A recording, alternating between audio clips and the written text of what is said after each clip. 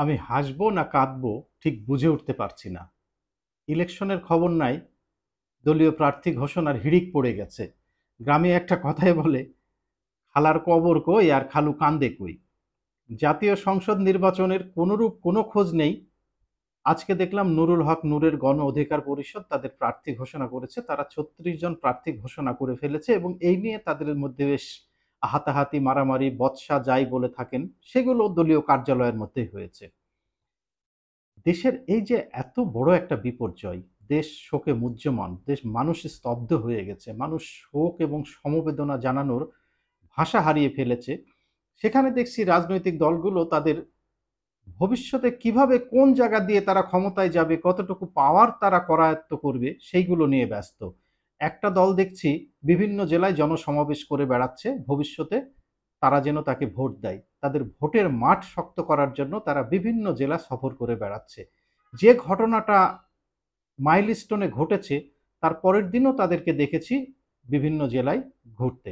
আজকেও তারা কোনো না কোনো জেলাতে গেছে, জেলাগুলোর আর নাম এভাবে বলার কোনো দরকার নেই, আপনারা নিশ্চয়ই সেটা জানেন।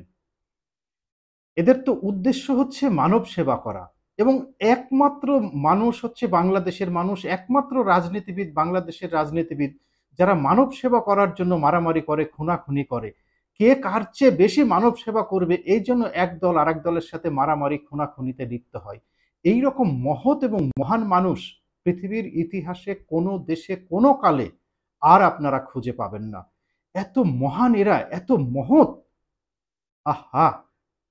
এদের কলিজাটা যদি আমরা একবার দেখতে পেতাম ফটোকপি করে, ভাই আপনারা একটু দেখান না যে আপনাদের বুকের মধ্যে এত ভালোবাসা কোথা থেকে আসে। মাইলস্টোনের এই ঘটনাটার পরে আপনারা কিভাবে মানে সামগ্রিকভাবে পরিস্থিতিটাকে সামাল দেওয়া যাবে সেইটা না ভেবে এখানে ওখানে ছুটে বেড়াচ্ছেন আপনারা জনসংযোগের জন্য। আর নুরুল হক নূর, আপনার কয়জন সমর্থক আছে? কয়টা আসনে আপনি জামানত ফেরত পাবেন বলতে পারেন? ইভেন আপনি নিজে যে সিট থেকে ইলেকশন করবেন, যদি একটা নিরপেক্ষ ইলেকশন হয়, ইনক্লুসিভ ইলেকশন হয়, সমস্ত দল পার্টিসিপেট করে এবং আপনার যদি কোনো দলের সাথে ঐক্য না থাকে, তাহলে আপনি বলতে পারবেন যে আপনার নিজস্ব ভোটার আপনার এলাকাতে কয়জন আছে? আপনার জামানত ফিরবে? মনে তো হয় না।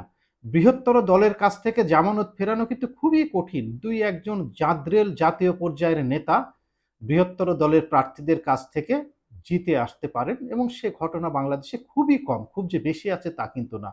সেখানে নুরুল হক নূর, তার দলের কর্মী এরা তো নস্যি। কেউ চেনে আপনাদের? কেউ জানে? কেন ভোট দেবে? মানুষ তো বেশিরভাগ ক্ষেত্রে ডিভাইডেড বাংলাদেশে। আওয়ামী লীগ, বিএনপি এবং ইসলামপন্থী।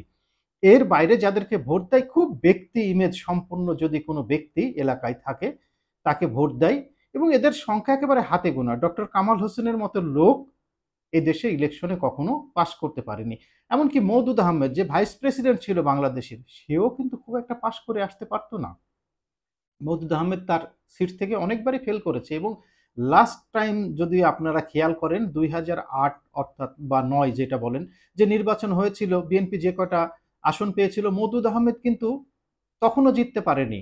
পরে বগুড়ার ছেড়ে দেওয়া একটা আসন থেকে মওদুদ আহমেদকে সংসদে কথা বলানোর জন্য বিএনপি পাশ করিয়ে নিয়ে আসে। সেখানে আপনারা কোথাকার কে ভাই, যে আপনারা এই যে মরিয়া হয়ে উঠেছেন, ইলেকশনের কোনো খবর নাই, আপনারা দলীয় কার্যালয়ে বসে দলীয় প্রার্থী ঘোষণা করে যাচ্ছেন। কোন আবেগে? কোন উদ্দেশ্যে? আপনাদের উদ্দেশ্য কি? সরকারের পক্ষে একটুখানি সাফাই গাওয়া? মানে দেশের যে বিপর্যয় চলছে, সমস্ত মানুষের অ্যাটেনশন যে যখন এই মাইলস্টোনের দিকে, তখন এই মিডিয়া অ্যাটেনশনটাকে আপনারা কি একটু ডাইভার্ট করতে চাচ্ছেন, ঘোরাতে চাচ্ছেন, অন্যদিকে নিয়ে যেতে চাচ্ছেন? এইজন্যই যে আজকে হাতাহাতি, গালাগালি এগুলো মানুষের খুব মুখরোচক খবরে পরিণত হবে। মানুষ শোক ভুলে আপনার এই মুখরোচক খবরের দিকে যাবে। তা যদি হয় তাহলে তো স্ট্র্যাটেজি ভালো। কারণ রাজনীতিতে আপনারাই বলে থাকেন ২ এ ২ এ ৪ হয় না, ২ এ ২ এ ২২ হয়, আবার ২ এ ২ এ কখনো নাকি ৩ ও হয়। তো ওই একটা গল্প মনে পড়ে গেল যে একজন কেমিস্টকে জিজ্ঞাসা করা হলো ২ এ ২ এ কত হয়? কেমিস্ট বললেন, থামেন আমি ল্যাবরেটরিতে যাব, রিসার্চ করব, তারপরে বলতে পারবো।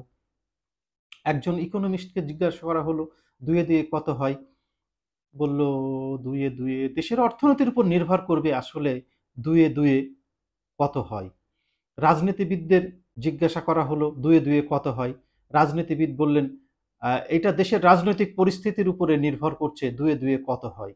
এরপরে একজন উকিলকে জিজ্ঞাসা করা হলো যে, "বলেন তো দুয়ে, দুয়ে কত হয়?" তখন উকিল বলছে, "আপনার পকেটে টাকা কত আছে? আপনার পকেটের টাকার উপরে নির্ভর করবে দুয়ে, দুয়ে কত হয়?" ধন্যবাদ।